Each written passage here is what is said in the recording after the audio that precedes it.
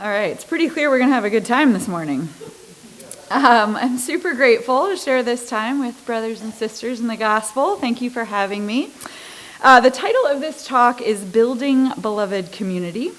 We're going to start with some scripture, and then I'll share about the neighborhood and a way of seeing our history, and conclude with how Urban Hope is building beloved community in our city, and how you are invited into that building with us, as Nehemiah did with all the various tribes and worshiping communities worked on rebuilding the wall with him.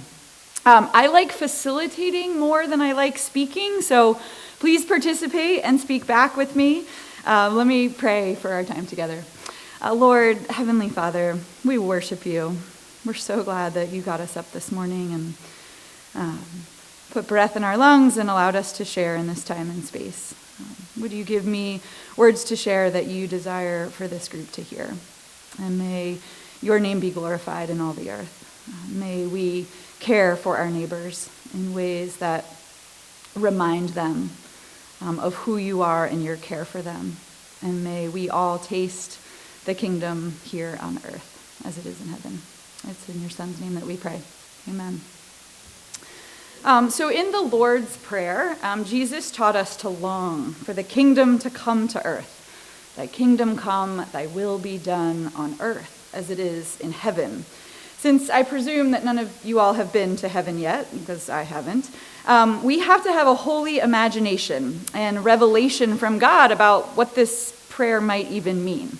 So before we turn to the text for today's talk, I would love for you to imagine, when have you had glimpses, tastes, or a revelation about what heaven on earth looks and feels like for you?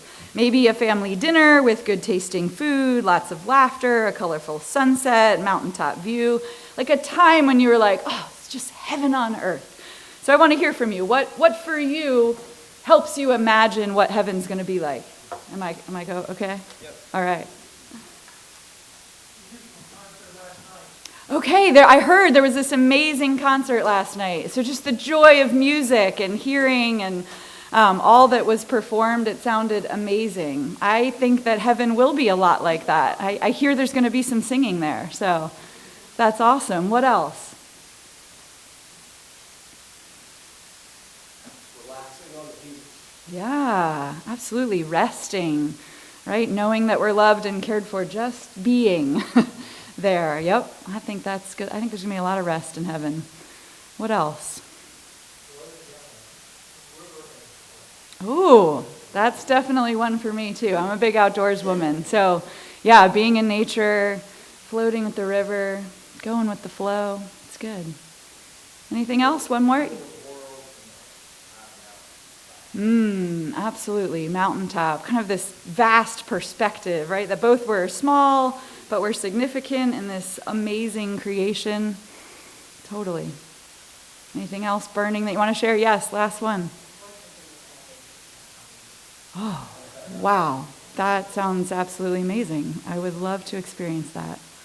That's great. So we're going to, I'm going to read Revelation 7, 9 through 17. This is an actual picture of heaven that we're given in Scripture. After this I looked, and there before me was a great multitude that no one could count, from every nation, tribe, people, and language, standing before the throne and before the Lamb. They were wearing white robes and were holding palm branches in their hands, and they cried out in a loud voice, "Salvation belongs to our God who sits on the throne and to the Lamb." All the angels were standing around the throne and around the elders and the 4 living creatures. They fell down on their faces before the throne and worshiped God, saying, "Amen, praise and glory and wisdom and thanks and honor and power and strength be to our God forever and ever. Amen." Then one of the elders asked me, "These in white robes, who are they? Where did they come from?" I answered, "Sir, you know." And he said, "These are they who have come out of the great tribulation. They have washed their robes and made them white in the blood of the Lamb. Therefore they are before the throne of God and serve him day and night in his temple. And he who sits on the throne will shelter them with his presence. Never again will they hunger. Never again will they thirst. The sun will not beat down on them, nor any scorching heat. For the Lamb at the center of the throne will be their shepherd. He will lead them to springs of living water, and God will wipe away every tear from their eyes. So what characteristics or aspects of heaven are portrayed in this vision, this picture that we get in the text?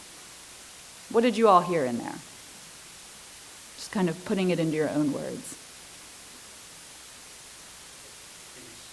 Yeah, so there was a sense of peace.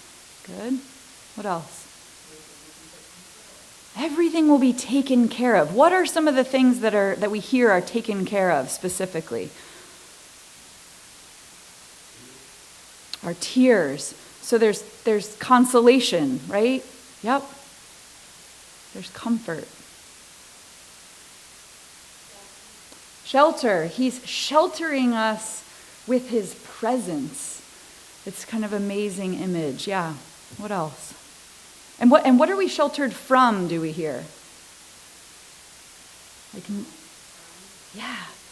Yeah. Never again will the sun scorch them. It's just a powerful image. Yeah. It's about love. Where and how do you hear love in that? What aspects of love are portrayed? Love of God. Yes, absolutely. There's worship. There's an orientation to that God. There's an intimacy with God, a knowing of God and a worshiping. Yep. Anything else? Okay, well, there's a couple things I want to pull out that some of which we've mentioned, some of which we haven't. We hear in the beginning that every nation, tribe, people, and language are gathered. So we're getting this picture that in heaven there is a cultural diversity seems to still exist there. There's this togetherness. So there's unity, but not necessarily sameness. It doesn't mean that everyone was exactly the same, because I think that the text went to lengths to identify that there were these gathered people that spoke different languages, had different, ways of being in the world, ways they organized themselves in tribes. So, but then this unity, right? We see unity in worship. God is on the throne, and they are all proclaiming that he is God. So there might not be sameness in the people, but there is the same God that they are worshiping. There is unity in their worship. There also seems to be unity in their status. Everyone had a white robe. So it wasn't like, that person's kind of got a few things and this person has a lot of things. So there's some unity in the status. They seem to be in a circle, and which usually is a symbol of equality. There's also, I think, unity in suffering. And I think sometimes we miss this. Everyone that was there had come through a great tribulation. There's an acknowledgement, and this wiping away of the tears, there's an acknowledgement that the people had suffered and that God had come and redeemed and renewed all things and restored them. And then we hear that we had mentioned that the basic needs were met. They were sheltered, they were fed, they were no longer thirsty, they were no longer hungry, they were alive, they were being led by God, they were being shepherded, we hear. So there's this leadership by God. And then they were loved, known, consoled, that intimacy of, I'm wiping away your tear, I'm here with you, I'm offering my presence, and that shelters you. So what does this have to do with housing and Urban Hope? I think when we hear this, he who sits on the throne will shelter them with his presence.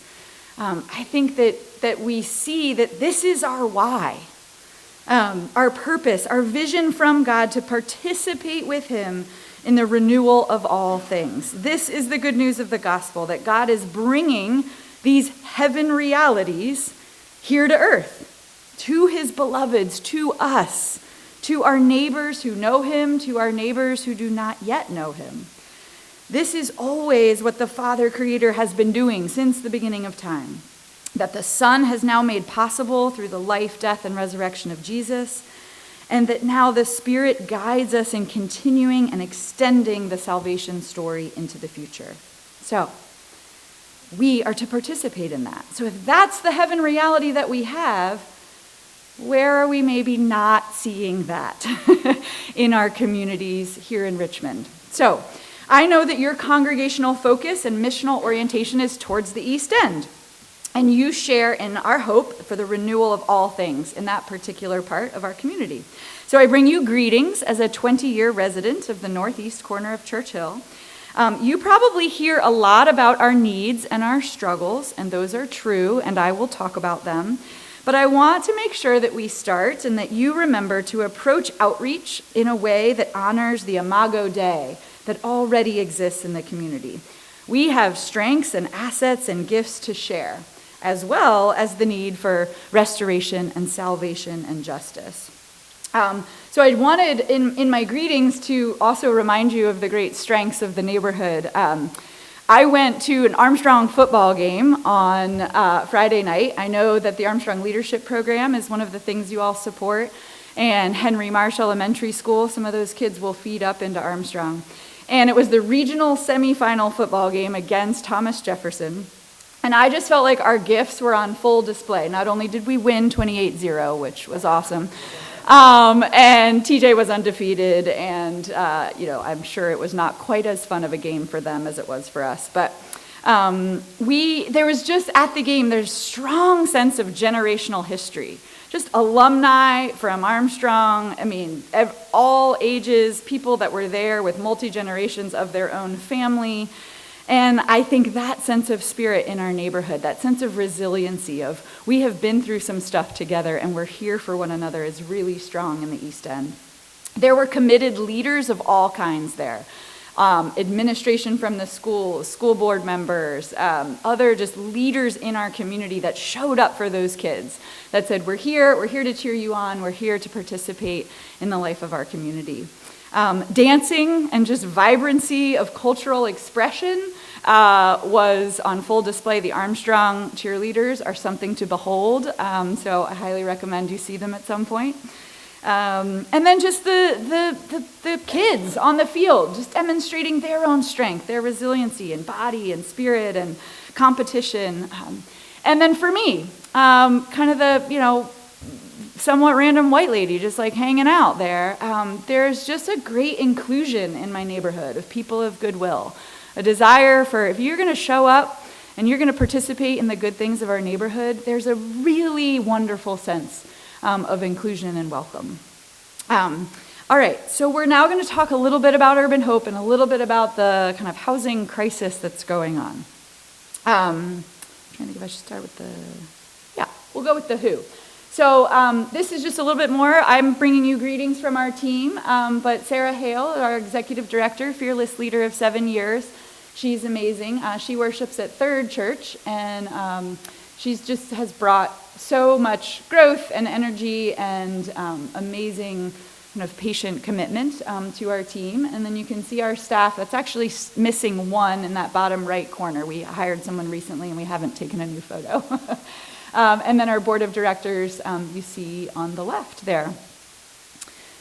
So this is a little bit of the statistics, and I'll get into some of them. I'll just leave that up there. But some people will say, well, why housing? Why is housing important? And when we think about loving and caring for our neighbors, and I think that I've already hopefully explained that I think that's important to God in our picture of heaven. But the reason is simple when we think about what it means to uplift a family. Without stable shelter, everything else falls apart. That is a quote from Matthew Desmond in his book Evicted. The pandemic has made our housing crisis more visible. And I think probably our compassion even more tuned in to why we might care. Housing is the main method of generational wealth building in America. So that doesn't actually have to be true everywhere in all economies, but in America it has been. Home ownership has been the primary way that people have built wealth and passed wealth in their family. So then it's also not surprising that it would be the main perpetrator of economic inequality and lack of economic mobility or opportunity. And so we see that in the cost burden of rentals are out of step with wages. So over the last decade, we have seen that rental prices have increased by 20 to 25%, and wages have only increased by 10%. So we're just seeing a big mismatch in, they're both happening on market forces, but different market forces because the supply of housing is so low. And this is a crisis all across our country. Richmond is not unique in this. But because of that mismatch of those forces, we are in a crisis of people just literally not being able to afford a place to live. And so in our industry, it's called cost burden. And so what happens is when you have that mismatch and somebody's wages don't keep up with the rental increases, they begin to pay a larger and larger percentage of their money towards their housing costs, which then means they are not able to have the income, the disposable income that they need for other basic needs, for medicine, keeping up with their medical bills, or transportation opportunities to keep them in their jobs, and so on. And so you can see how when the cost burden of your housing, just to keep a roof over your head, goes up, then everything else can fall apart so quickly. We have had discriminatory access to capital. That has been true in our country for a very, very long time. And so that also then creates this separation and creates these disparate realities in why housing is putting people in the place that it is. And then we also have tied our real estate taxes and our educational system, right? So that's what we've chosen to do. So then whatever problems we're seeing in our housing inequality are going to then show up in our educational systems because we have tied the two together essentially. So 125,000 cost burden households live in our region. That means that you are spending more than 30% of your income on your housing costs. 125,000 households. The second highest eviction rate in our country, this was right before the pandemic, but in Richmond we have the second highest eviction rate of any city in the United States. And it's only gotten worse after we took the eviction freeze away after the pandemic. And then just as a data point for you, at Urban Hope, our property taxes rose 32% last year. So from 2022 to 2023, our property taxes rose 32% as an affordable housing developer. So then think about the downstream effects of that. Think about the homeowners in the East End, many of which who were actually displaced by the creation of the highway, and you maybe used to live in Jackson Ward. They were forced into Churchill. Now they own a home, which is awesome, but they live on a fixed income, and they're maybe 75, and they have a fixed income, and their property taxes are now going up by 25% a year. So what happens? They foreclose. They get displaced. That generation leaves the neighborhood, and so on. And so that's part of what we're seeing. Okay. We're going to. So we like to talk about using a racial equity lens. This is not to say that we think that race is the only issue that has created housing problems in our neighborhoods and in our communities. That's not true. It's also not to say that we only exist in order to provide housing for a certain race. We 100% do not discriminate on the basis of race. But what we are not shy about is saying that we will be intentional about looking at our racial history, looking at the ways in which we actually were very, very intentional about some of our racial housing policy, and that we will likely need to be very intentional in order to undo it. And so there are impacts that we still see today. The East End of Richmond and what's going on with our housing is very, very tied to historical decisions that were made. These weren't made by any of us. We would hopefully make very different ones now. I think most of us would. But we can choose to take responsibility for it. We can choose to say, well, we want to do something about it. We've inherited this problem. And we have the ability to put our brains to work, to put our hearts to work, and to work at it. So we see the impacts of a failed Reconstruction plan on housing and land ownership, impacts of a New Deal that gave 98% of all federal loans to white people, the impacts of redlining, which hopefully you're familiar with at this point, but you can see the map on the top left, was ways that institutional lending agencies color-coded our communities and said where they would and wouldn't loan money. And so there was just a disinvestment in certain areas. And if you were to overlay Richmond's statistics on life expectancy or drug use or recidivism, all those things, we can lay a lot of the social things that we're trying to address to create more thriving, healthy communities. You can lay that over these maps that were from the 40s and 50s and still see that there's some impact there. All right. Okay, so affordable housing is a really big topic, and there's lots of people doing lots of really important work in affordable housing. And I'm actually not here to tell you that we're the only ones doing it right. That's very not true. And we need people kind of all along the spectrum, from homelessness all the way up to home ownership and market rate work that's happening. So what I want to do is just more help you understand where Urban Hope fits into all of the great organizations that are doing work in affordable housing. So our distinct shape, we do rental housing at deeply affordable rates, much more affordable than a lot of other affordable housing agencies. There are a lot of great tools now in the market to create affordable housing for folks that are making between 60 and 80% of our area median income. So just for easy, quick math, think of a family of 4 making between $60,000 and $80,000 a year. That's a very important group. Kind of workforce housing is often what that's referred to. So those are your firefighters and your teachers, making sure that they can live in the cities in which they live. What Urban Hope does is we work with folks that are below that income level, between 20 and 50% of that area median income. So these are folks that are working maybe minimum wage jobs, maybe in retail, maybe administrator, like an administrative assistant somewhere. So those folks are the ones really at risk for eviction, maybe living what we call invisible homelessness, which means they might be crashing with a friend and not actually have a lease of their own, or with a family member, maybe they're living in a hotel. So that those folks are at Urban Hope where we feel more called to serve. There's just not as much work being done at those deeply affordable rates.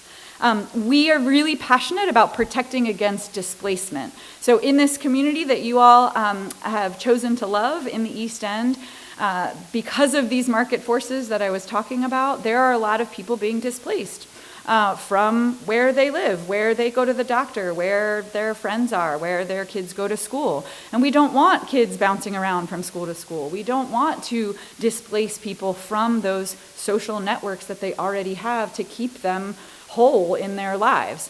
And so that is a big focus of ours, is how does Urban Hope be what it needs to be in order to help people stay in the neighborhood. And Urban Hope has changed over time in order to be what the residents need us to be in that moment. Racial equity lens, we've already talked about.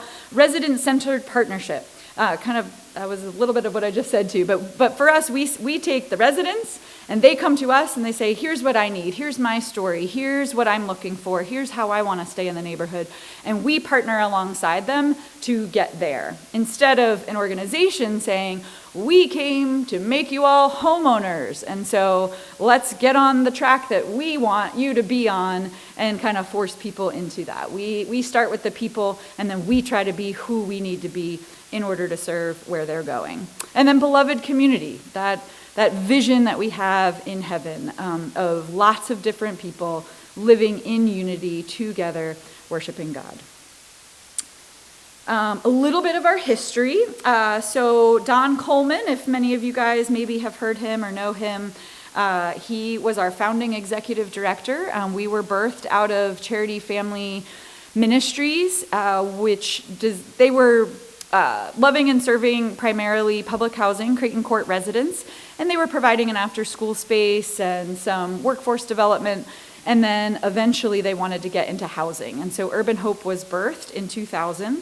And it was really volunteer run for the first decade. It was just kind of residents helping residents and bringing in investors to try to buy some properties and then using a rent-to-own model. And we had success. We had our first few people that became homeowners in the neighborhood, one of which is a man who has worked in janitorial work at a private school in the West End his whole career, and he had never made much more than about $17,000 a year.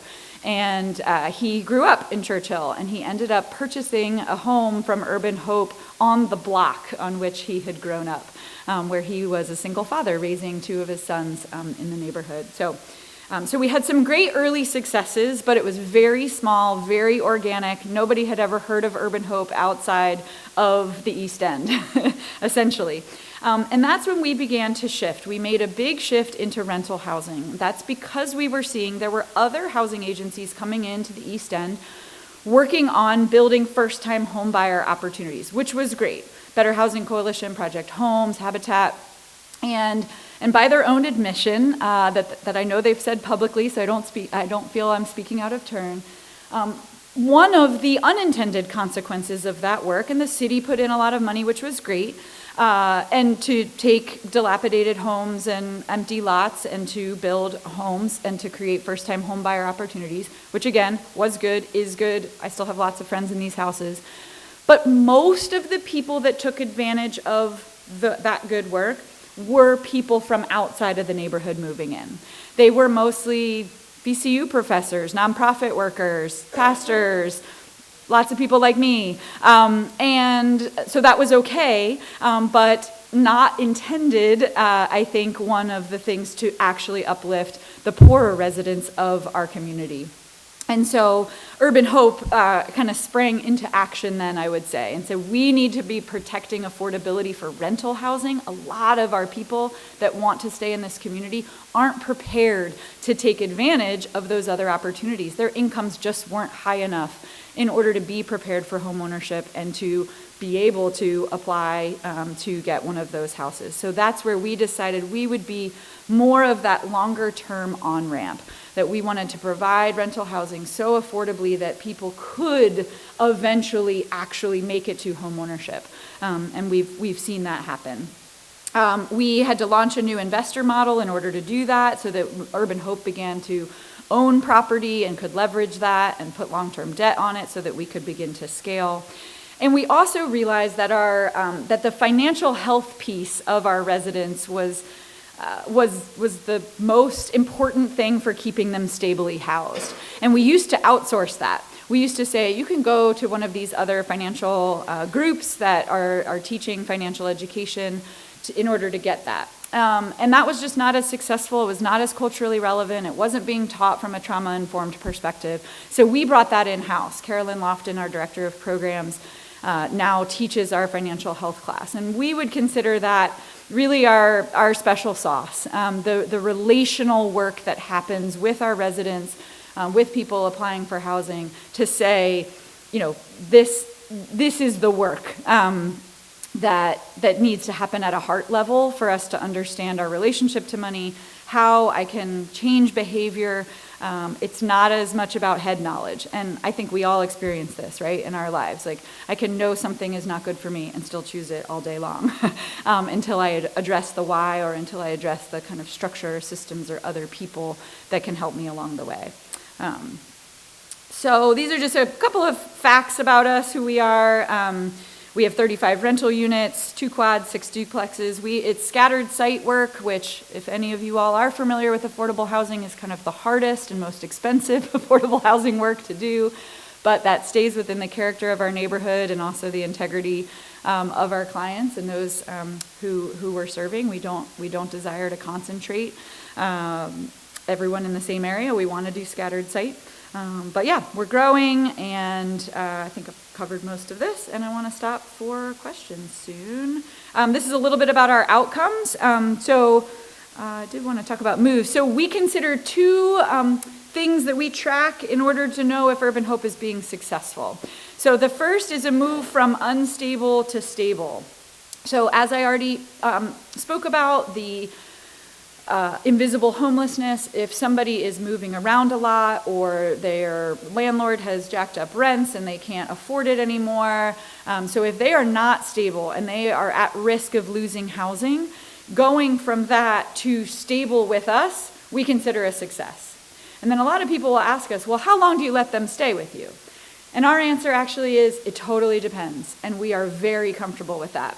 We have a grandmother on a fixed income who will likely live with Urban Hope the whole rest of her life because she does not have any way of living in Churchill without us. And we want to keep her there. And she is also now creating stability for the next generation. So she's probably not going to use it as a springboard to something else, but she's caring for her grandkids. And so hopefully her children will have more stability and they'll be able to be the ones that make that next step. But then some of our people, we actually have one right now who is closing on a house on November 30th. So she only lived with us for 2 years. She came, she lived affordably with us for 2 years. She saved her money, she got her credit where it needed to be, and she became a first-time home buyer. She bought a house in Petersburg, and she's moving out on November 30th, and then we get to use that unit for somebody else. So kind of both of those moves are really important to us, going from unstable to stable and staying with us and staying stable, or going from that and then going on to their next great move. And we have 2 pilot homeownership programs specifically. So 2 of the 35 homes are used very specifically as a launch into homeownership, where it's a lot more direct. They're actually earning a rental credit with us that will go towards their closing costs and help them get very specifically to that next step. But yeah, and then we also just ask our tenants every year, we make sure we're checking in with them. Has stable housing led to a new job opportunity for you? We have many tenants now who go back to school because they can afford their rent. And so they said, well, I used to need 2 jobs in order to afford my rent. Now I can afford my rent on 1 job. And so I've gone back to night school. And so they might be studying to become a nurse or something. So we're asking our tenants every year, what's happening because you have stable housing? And then as you can see on the screen, this is some of our outcomes. Upcoming projects. I don't think I need to talk too much about that. We have a lot of duplexes in our pipeline. These are primarily funded through what we call our opportunity loans. These are individuals, and I think it's fine for me to announce that First Pres has made a decision to be one of our lenders. So I don't know if Derek has shared that more broadly, but I know it was decided in committee. So the way that we kind of acquire and build new units is to bring in short-term private loans. Folks that say, yep, here's my $20,000 or my $50,000. You can borrow it for 5 years. We pay them 2.5%. We bundle those loans together. We purchase a new building, either new construction or a renovation or an empty lot. But sometimes we've gotten land bank lots from the city and we've built on them. And then we turn it into a rental. That rental income pays that 2.5%. And then within that 5-year window, we bundle a portfolio of rental housing together. We re-leverage it with some of the more traditional affordable housing financing opportunities that are out there through DHCD, Virginia Housing, Federal Home Loan Bank. And then we put long-term debt on that portfolio, which is what gives us the ability to then pay back our short-term lenders. And then many of our lenders are choosing to then still stay in, say, well, if you guys are still doing what you're doing, you can keep my money and then let's build another house together. So that's a lot of what's happening. This is a very exciting project, which is we actually bought a deconsecrated church on Fairmount Avenue, right in a great hub geographically for us. We've never been known by our presence in the neighborhood. We've only been known by word of mouth and tenants talking to one another, which is fine, by the way, because we have a long wait list. And so we've never had to market what we're offering, because when you're offering rents at 50% of market value, you don't have to do any advertising. But we also really want to be available physically to neighbors that are in need, that can say, oh, there's a group that really cares about housing here. And but we are still in the process of raising all the money in order to renovate this church, and it will be our headquarters, and then it will also have 4 affordable units that will be built into the multi-use project, which is very cool. Okay, I'm going to stop there for questions. Great. Okay, perfect. Yeah, and you can just, keep telling me. And then at the end, I'll give you guys some really practical stuff to go away with. But yeah, question.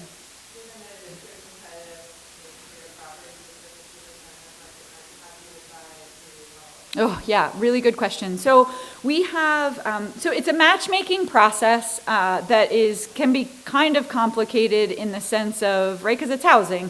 So if you have a depends on your family size, depends on your income, of course, and then how many bedrooms we have, when it's available, when you need it. We are very clear with folks on our wait list and anyone coming to us that we are not a good crisis option. So we would send people to the housing crisis line or with Homeward or somewhere else if it's really like, I'm getting evicted tomorrow and I need a place to live. Urban Hope is not a good option. And that's for many reasons, one of which is actually our people are very stable, which we are proud of, but it means we don't have units that come available all that often unless we build more. And as you know, that takes a while, and we're trying to flex our growth muscles. 2 years ago, we added 10 units in a year, which was amazing for us. But typically, we average more like 3 to 5 units in a year. So it's a matchmaking process, first of all. And then we do have a weighted system that we are transparent about that's on our website. And we just go through the essentially, if 2 people are ready at the exact, first it's who's in the pipeline, who's been waiting the longest. So it's first done by who's in the door and qualified and filled out the application. But then if there is a kind of tie goes to the runner situation, we have that listed. And it's family need, whether you are from the East End or not. So we are going to give priority to somebody who's already living in the East End if we're keeping them there versus somebody that's moving in. There's a couple of other things, single parents. So yeah, we have a few things that help us make a decision if there's truly, 2 or 3 ready right at the same time for the same unit. Yeah. What else?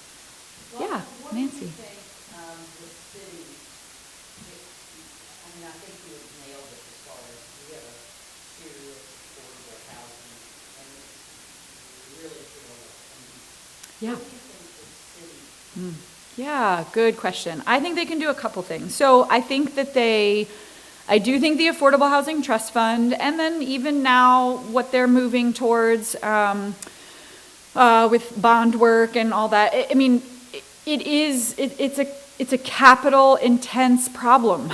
It's going to require funding. That's just a bottom line. When I first got into housing, so I came from education. I worked at Blue Sky Fund for 10 years and then did some small retail for a little while and then got into housing. I actually didn't really know anything about housing. I just knew a lot about my neighborhood and what the problems were that I was seeing with housing. But I've had to learn I've had to learn what like amortization means and things like that. But what I have realized that somebody that really early on in my career when I first started at Urban Hope, we had I think it was a Bank of America guy, and he got up there and he was talking all about, LIHTC and this and that. And he goes, don't be confused. This is just an arithmetic problem. He was just like, don't make it more complicated than it is. Fundamentally, there's a gap. You can't, and Sarah Hale, my boss, likes to say, you can't find an affordable 2x4. Like, it costs the same amount of money to build an affordable house and a market rate house. And so if we can't, we just need supply any way that we can get it. So the first answer, of course, is funding. And I would see that, I think that can be in multiple streams. And I do think they are seeking multiple streams. I think we need more, and I think they could do more. And this actually is 2 sides of the same coin. So one of the other solutions that we are fighting for really hard right now is that affordable developers like us need to not be taxed the way that we are. We could build so much more housing if we did not have to pay property taxes. Now, me living in Churchill, in my house, I should pay the full breadth of my assessment. I totally believe that the city, I know it's good for the city for the assessments to go up. They should want that. That's great. But for the developers out there that are solving the problem that they're then on the mic saying that they need all the taxes for, why are you going to take our money in, put it into a trust fund, then make us compete for it, and then tell us no because we're not big enough and we haven't scaled enough in order to get that money back? I'm like, no, just give it to us in the first place. It is our largest expense on our properties by far, and we have chosen to attempt, although this is basically essentially the year where we won't be able to do it anymore. We want to run our rental housing sustainably. I use that in quotes because of course that takes subsidy at the front end. It takes philanthropy at the front end for us to be able to do that. But after we have acquired things without having to compete on the market with for-profit developers, then our rents pay the bills. And we want that. We want that for our tenants. We want that for us. We don't want to say, hey, can you give $300 a month to keep this person housed? What we really want is to be able to, create affordability at the outset. And taxes is the main reason that we will not be able to do that. Because it's just... Any other municipality follow that model that... Yes, so there's a couple things happening. So, well, first of all, like Habitat for Humanity doesn't pay any property taxes. They just have a state exemption because they're Habitat. Well, what about me? So there are legal routes to exemptions, and we are asking the city to exercise that. Now, of course, the city, also a very good argument for them, which I understand is, they're already having issues, right, with government land that nobody pays for, churches that don't pay, they have a lot of customers who don't pay property taxes, and so I understand they're not looking to add to that customer base. But I do think affordable developers, especially those that are creating housing below 50% AMI, should be that. There's also some really cool stuff happening. Like Philadelphia is a place that's doing some local tax work, primarily for anti-displacement work. So like they're tying it to income with if you've lived in a certain gentrifying neighborhood for an amount of time that your property taxes basically are frozen at your ability to pay instead of by what's happening around you. So there's some creative work being done that we've seen. Right now, there is legislation that is being put forward by the Virginia Housing Alliance that really came up. We were a part of the task force, and it's essentially asking the state to enforce what is already on our books for assessor. Assessors are supposed to be taking into account income on a property and not only market comparisons, but they don't do that. We have actually appealed our assessments for 2 years based on that, and last year they just said no to all our appeals. This year, guess what they did? They said, oh, thanks for pointing that out. We actually assessed you too low. Let me up it a little bit. And they took one of our properties and they had only increased it 3%, and they were like, oh, actually, since you pointed it out, we'll increase it by 20%. I was like, oh, that was so kind of you. Anyway, sorry. Okay, that was too long of an answer. So taxes, I think, is a lever that they can pull that could really, it really would change, in particular, the amount of like debt financing. Like we could pay a lot more for our financing if we were not paying that. So that's, or like a pilot, a payment in lieu of taxes. Sorry, go. All right, go. Yes. First of all, up until 2012, nonprofits were not taxed. City council made a conscious decision to tax all nonprofits. Right. Close to Did it. that because so many nonprofits serve outside of the region community. For example, the child care in the city of Richmond, Dallas, New York, starting for the grade. Have you talked to Cynthia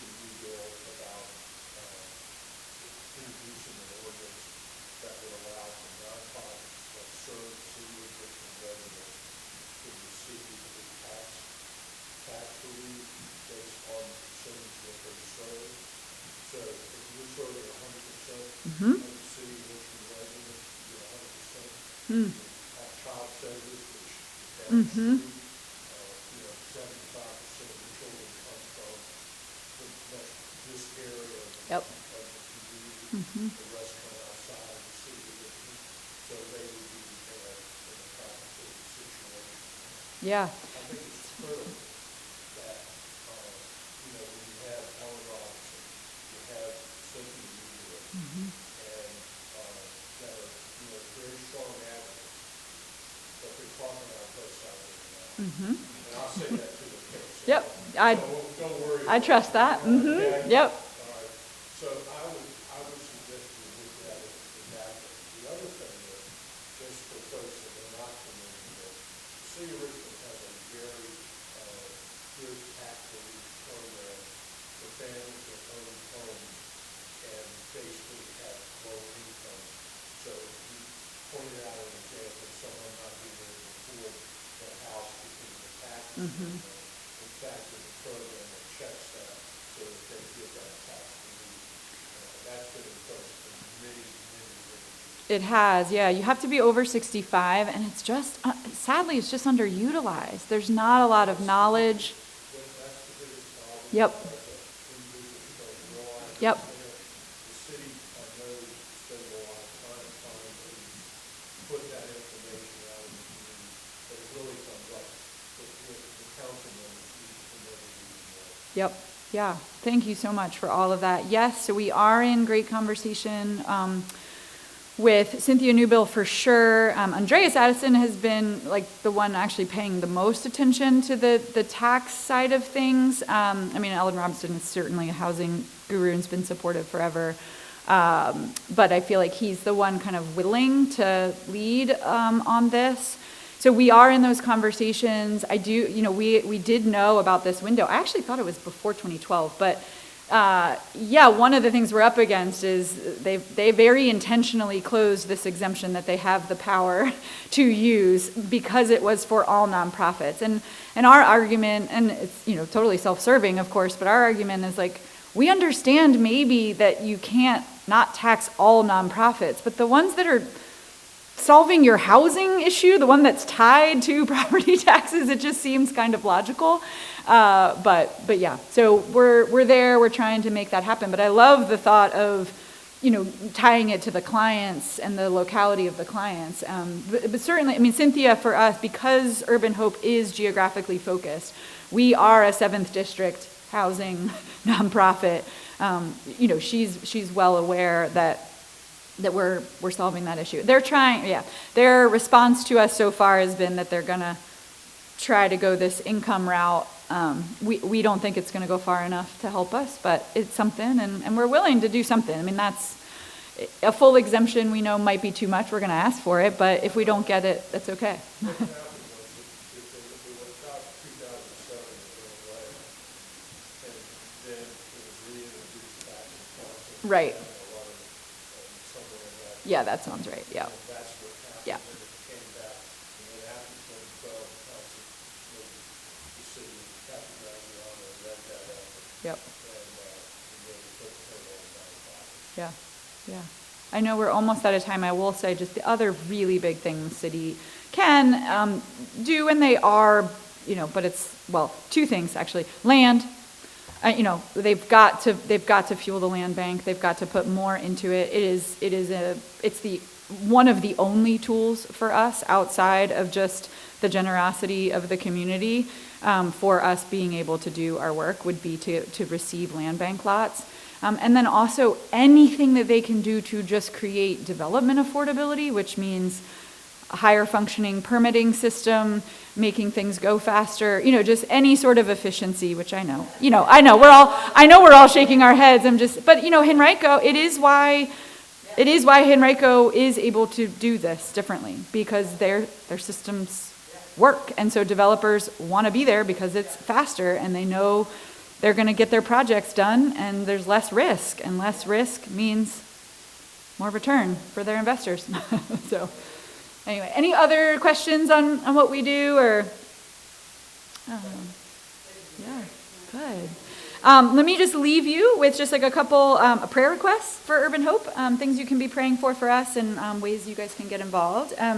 So as we head into holiday time of year, residents, it's always a hard time of year for residents. It's just a financially stressful time of year. I think we all experience that, but our residents really do. So just pray that they'd know that they're loved and and supported in a really hard time. We have a financial cohort that meets throughout the year, and their graduation is in December. So just pray for our graduation ceremony with them. We've gotten to surprise them we had a little bit of extra money in a fund that we needed to use up before the end of the year, and we paid off some pretty significant debts for them anonymously, which might not be that anonymous for them, but so that was fun. Just pray for that graduation ceremony, that we would celebrate them well. Policy solutions, so keeping long-term residents from being displaced from their home. Praying for policy solutions that really help these market forces. And then for resources, to steward more land and homes for God's kingdom purposes.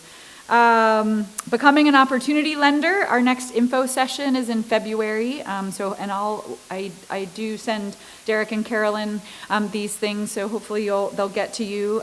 But if you're interested in our lending model, we're always looking for that in order to build more units.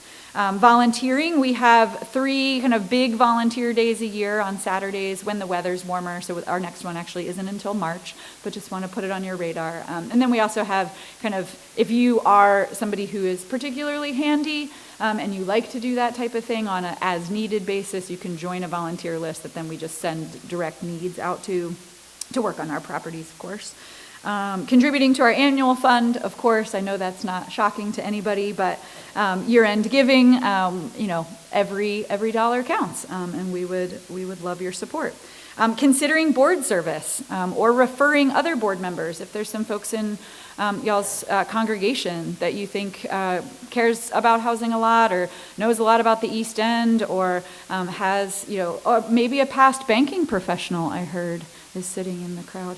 And then just joining our newsletter, just staying up to date. That we actually only send out things probably like every other month or every 3 months, so we will not be spamming you, but that's just a way to know kind of what's going on, what's the news, and knowing what's happening at Urban Hope. So thank you guys so much for having me, and I enjoyed the conversation.